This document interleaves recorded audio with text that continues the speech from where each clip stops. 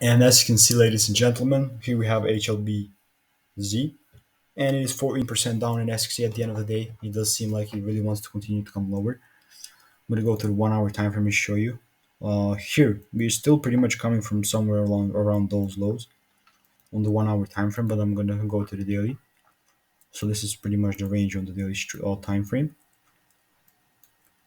And again, it's not gonna be wrong if this comes here and then continues higher. Overall, where we're aiming for is around gonna be these highs, 240, 239 highs. 2 hour time frame. Let me just delete a bunch of the stuff that we have here. The predictions yesterday were not kind of correct.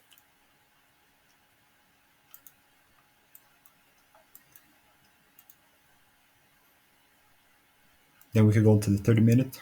30-minute time frame. As you can see, we have shifted here, shifted here. Then after we got this shift, for me it was absolutely fine to go bearish from there.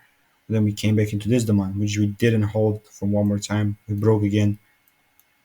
Now we're just having these kind of cluster breaks, and I'm expecting is just those downside moves. But if we have any taps, I mean, for example, we come here and continue higher, this is not going to be something that I'm gonna be surprised for, because for this thing, because it's in a bullish range, it just makes more. It's more likely to happen like something like this than this. You feel me? So yeah, we're in a pretty interesting range overall. We're just putting this bearish price action. If we break above this high, for example, we could be going bullish.